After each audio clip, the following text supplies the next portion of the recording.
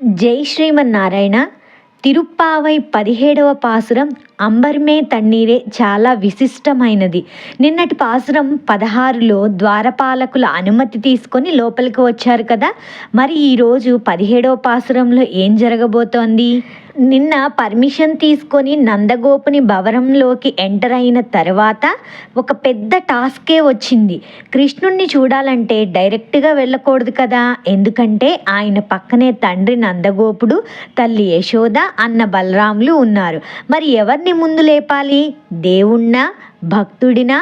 ఆండాళ్ తల్లి ఇక్కడ ఒక అద్భుతమైన ఆర్డర్ని పాటించింది. ఆ ఆర్డర్ గనక మనకు అర్థమైతే మోక్షంకి దారి దొరికినట్లే. ఆ రహస్యం ఏంటో చూద్దామా? దామోదర డివోషనల్ ఛానల్కి స్వాగతం. 17వ పాసురాన్ని అనుసంధానం చేద్దాం. అంబరుమే తన్నీరే సోరే అరణ్ செய்யும் எம்பெருமான் நந்தகோபாலா எழுந்திராய் கொம்பனார்க்கெல்லாம் கொழுந்தே குலவிளக்கே எம்பெருமாட்டி யசோதாய் அறிவுராய் அம்பரமூடருத்தோங்கி உலகளந்தா உம்பர் கோமானே உளங்காதெழுந்திராய் செம்போர் களலடிச் செல்வா பலதேவா உம்பியும் நீயும் ఉరంగే లోరెంబావాయ్. ఇక్కడ అంబరమే అంటే అంబరం అంటే ఆకాశము లేదా వస్త్రము, రెండు అర్థాలు వస్తాయి. కాబట్టి ఈ పాసురం రోజు వస్త్రములు ప్లస్ గుగ్గిళ్ళు ఆరగింపుగా నివేదించాలి. ఇక్కడ ఈ పాసురంలో మనం లాస్ట్కి ఏ లోరెంబావాయ్ ముందు ఉరంగు ఏల్ ఓర్ ఎంబావాయ్ ఇది కదా ఉండేది. మనము జాగ్రత్తగా గమనించాల్సింది ఏంటి అంటే ఉరంగు అంటే నిద్రపో. గోదమ్మ బలరాముణ్ణి నిద్రపోమంటుందా? లేదు కదా. ఉరంగేల్ అంటే నిద్రపోమాక అని చెప్తుంది. కాబట్టి ఇక్కడ పద విభజన కరెక్ట్గా చేసుకోవాలి. ఉరంగేల్ ఓర్ ఎంబావాయ్ అని సేవించవచ్చు. లేకపోతే ఉరంగు ఏల్ ఓర్ ఎంబావాయ్ అనైనా సేవించవచ్చు. లేకపోతే ఇదంతా వద్దు అనుకుంటే ఉంబియం నీయం దగ్గర పద విభజన చేసుకొని ఉంబియం నీయం ఉరంగేలోరెంబావాయ్ అనైనా సేవించవచ్చు.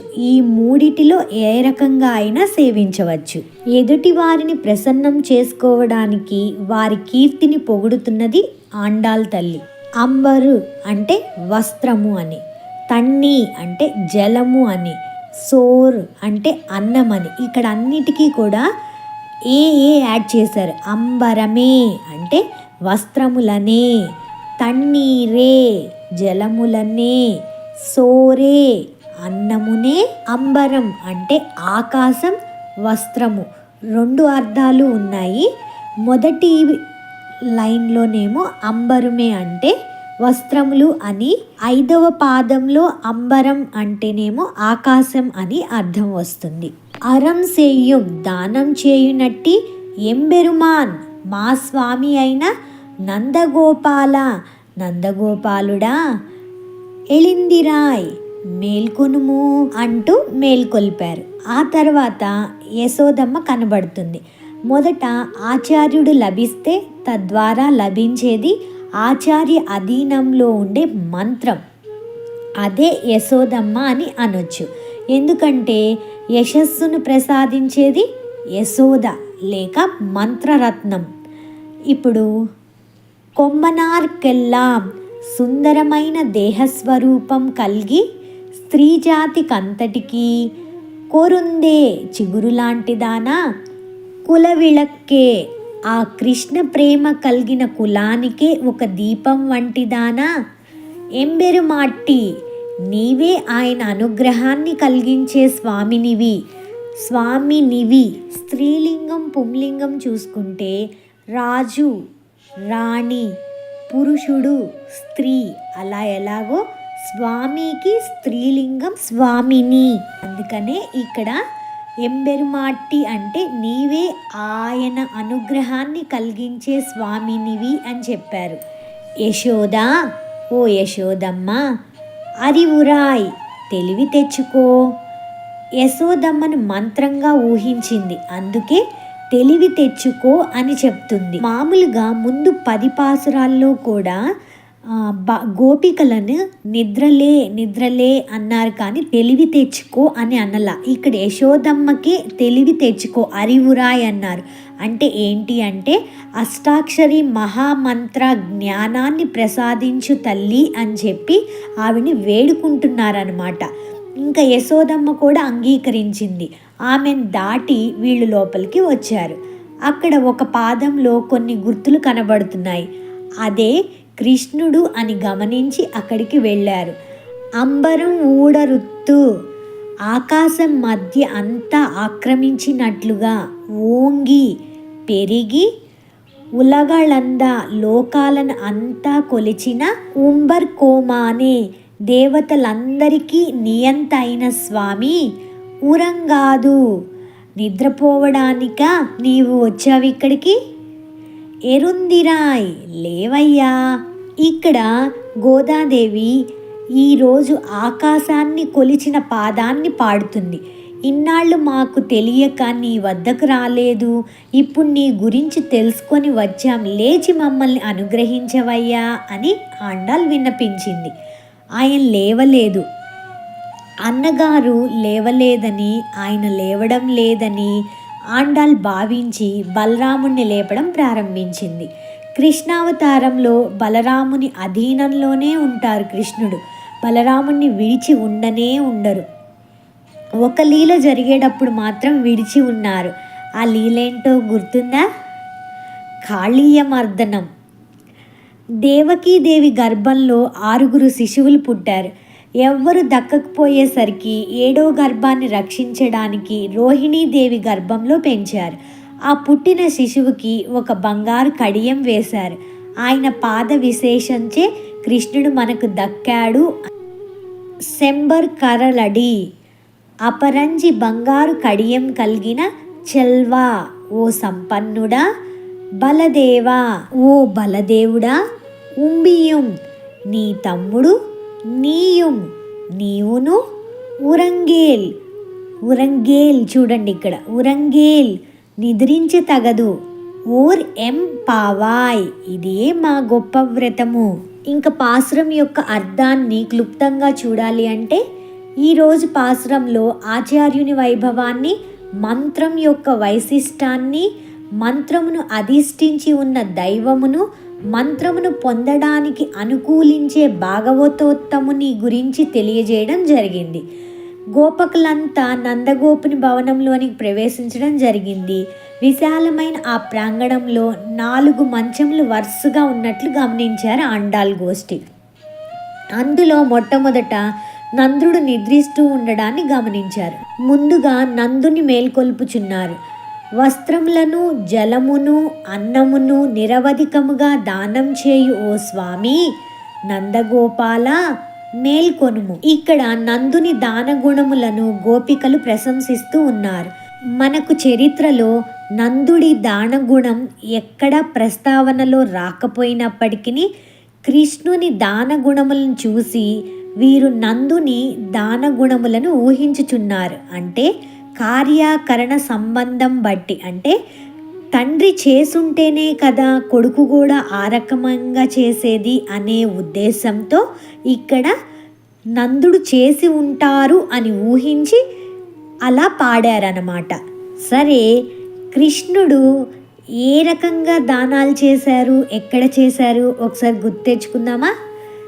శ్రీకృష్ణుడు ద్రౌపదికి తరగని వస్త్రాలను ఇచ్చాడు నిండు సభలో కదా, అది ఒక దానం. ఇంకొకసారి చూసుకుంటే యుద్ధరంగంలో దప్పికగా ఉన్న గుర్రాలకు నీటిని ఇచ్చాడు, అది 2వ దానం కింద అనుకోవచ్చు. 3వది అడవులకు వెళ్ళినప్పుడు తోటి గోప పిల్లలకు ఆకలిగా ఉన్న వారికి ఏం చేశారు? మునుపత్నులచే అన్నం పెట్టించి అన్నదాత అయ్యారు. గొల్లవాళ్ళు ఆకలేస్తుంది కృష్ణయ్య అంటే అక్కడ కుటీరం ఉంది, అక్కడ ఉంటారు మునులు, అడగండి ఇస్తారు అంటే మునులేమో యజ్ఞం చేయడంలో నిమిత్తమై ఉండి పట్టించుకోలేదు. ఆ తర్వాత మళ్ళీ కృష్ణయ్య దగ్గరికి వచ్చి, కృష్ణయ్య ఇట్లా ఉంది అని చెప్పారు. అయితే ముని పత్నుల్ని వెళ్ళి అడగండి అని చెప్పారు. ముని పత్నులకి దగ్గరికి వెళ్ళి ఇలా కృష్ణయ్య పంపించారు, మాకు ఆకలేస్తుంది అనగానే ఆ ముని పత్నులు ఎక్కడ లేని ఆనందం సంతోషంతో మా కిట్టయ్య పంపించాడా, మా కృష్ణయ్య పంపించాడా, మా చిన్ని కన్నయ్య పంపించాడా అని చెప్పి మునుల పూజ అయ్యే వరకు కూడా ఆగకుండా వడ్డించి ఇంకా తినండి అని చెప్పి వడ్డించి ఆకలి తీర్చారట. ఇట్లు మూడింటిని దానం చేసినవాడు కృష్ణుడు. కొడుకైన ఇతను చేసిన దానమును బట్టి ఇతని తండ్రి నందుని యొక్క దాన గుణమును ఊహించి కీర్తించారట. ఆ తర్వాత మంత్రస్వరూపిణి అయిన యశోదను మేల్కొల్పుతున్నారు.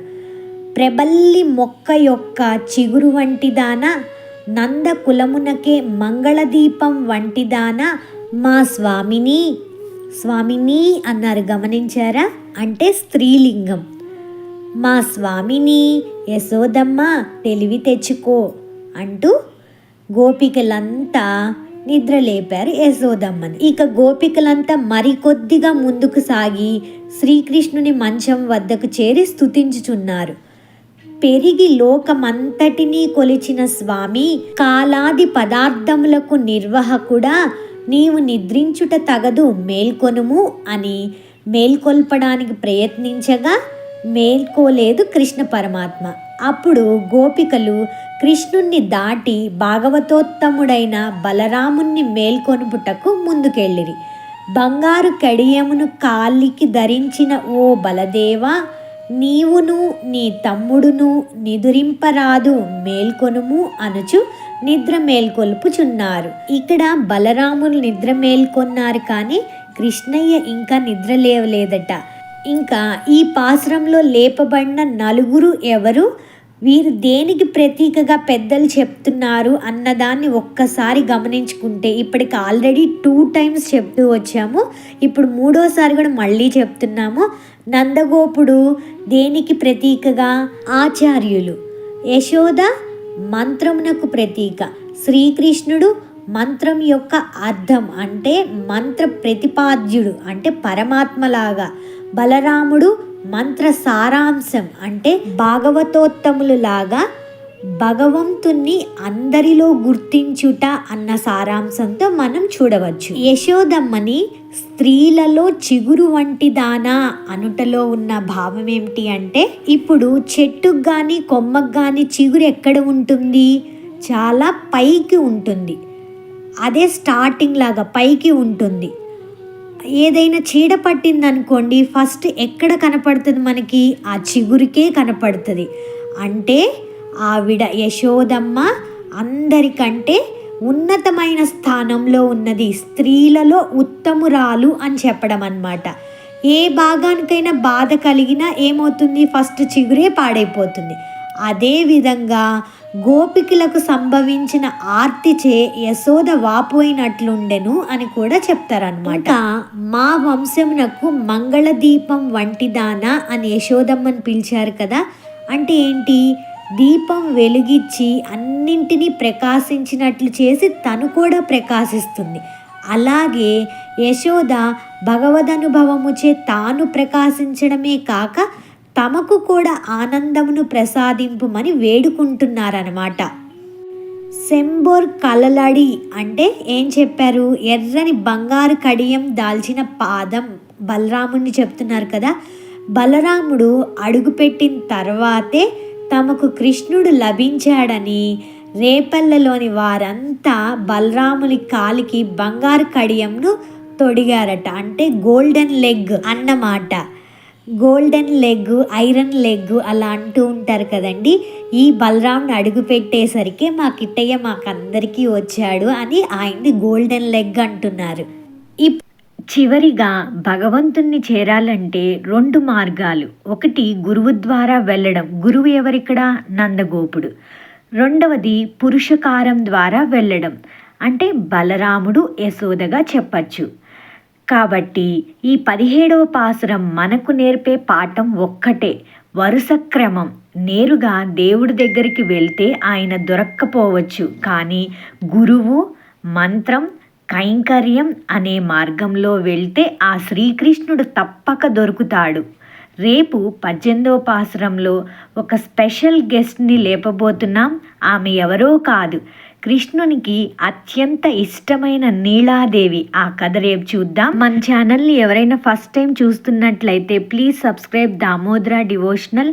అలాగే ఈ వీడియో మీకు నచ్చినట్లయితే లైక్ చేయండి, కామెంట్ చేయండి, కుదిరితే ఫార్వర్డ్ కూడా చేయండి.